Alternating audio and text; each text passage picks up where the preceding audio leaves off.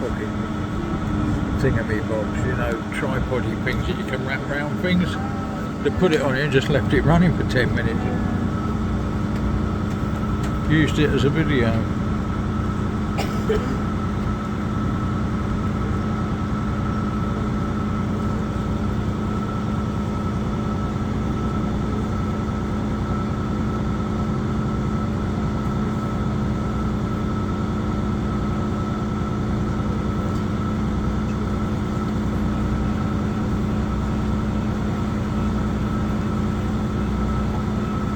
Good morning, ladies and gentlemen. Welcome aboard the Wavy Princess. I'm Sam, your skipper today, and this steward's name is Heather. We'll be serving hot cold drinks, soft and alcoholic, as well as some snacks behind the bar in the lower saloon.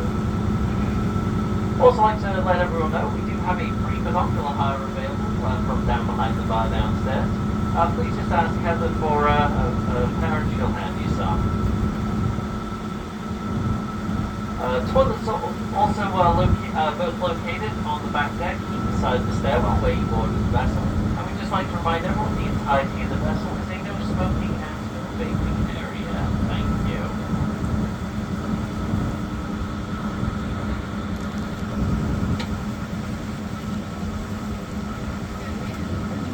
Now starting off our tour this morning, on our right hand side here, the two large red brick buildings with the large black vents on the roof. The old Baltings. They fell into disuse during the 1960s and have since been converted into luxury flats, of which there are still a few flats still available for purchase. Now there used to be a third building here where the green is currently in between the two larger buildings. However, this was struck by a bomb during World War II and unfortunately never rebuilt again.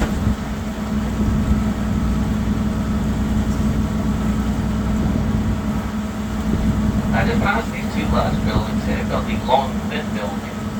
This is the original Waltings building, built all the way back in 1832. This also fell into disuse by the 1920s, subsequently converted into a boatyard.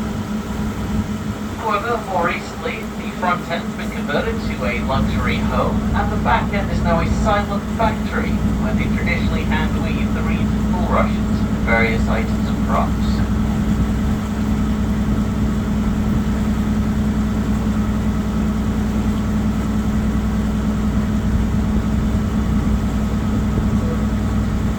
Now the lads on our left-hand side, we're just going past now, this is known as Nicholas Everett Park. Now this used to be a private estate back in the 19th century, under a gentleman of the same name. However, when he passed away, his friends bought up the estate and presented it to the borough for use as a public park, of which it's still in use today. Now the main building's been converted to a free museum you can visit between the hours of 11 and 4 every day, and the barn area around the back converted to a very nice cafe.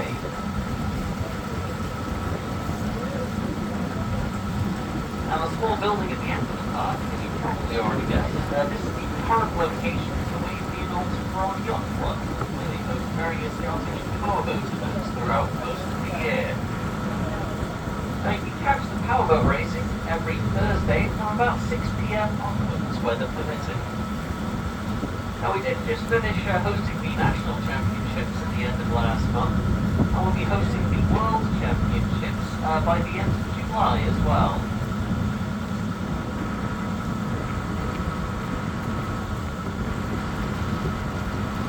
We'll actually probably see some of the yacht racing pretty well by the looks of it. Hopefully they won't get in the way though.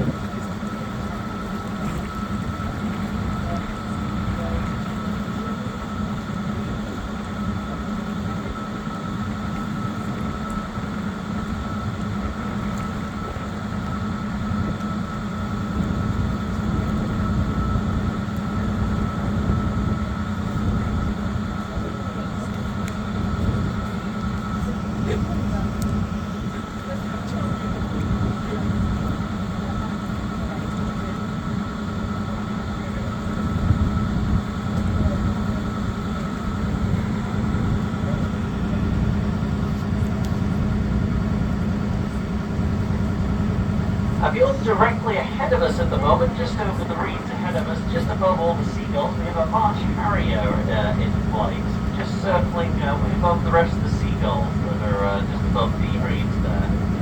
It's the very large brown bird there. Now, do you see a good amount of you admiring these properties on the right-hand side here? Now, if you are interested, you are in luck. A good few of these have gone up for sale recently. However, you certainly need a 7-figure bank account. The last one of these properties to go into Hammond for just over £2.5 million. However, if you can't quite afford that amount and still want to stay in London, because again, you are in luck, one of these properties, we're not allowed to say which one it is though, has been converted to a full-time holiday let. Again though, downside is the price. During peak season, you can go for anywhere between £6,000 and £7,000 per week. That was the figures from about 4 or 5 years ago, so it may have actually gone up since then.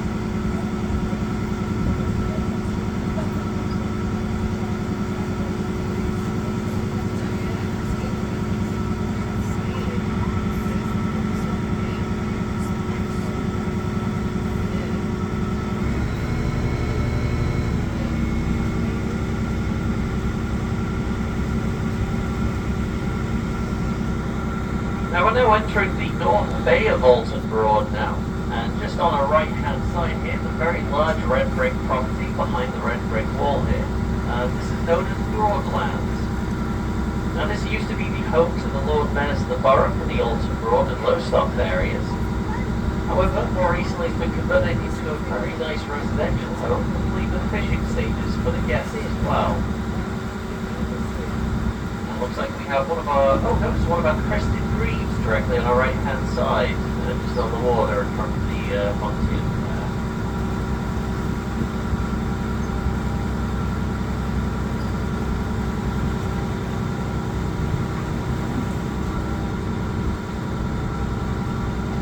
Now our most famous resident to live here in the North Bay of Oulton Broad was back in the 60s, and this was Roger Moore. And during his stay here, he also filmed a couple of episodes of a show called The Saint here as well. So this was back in the days of black and white TV. There's only a few stations still airing these episodes.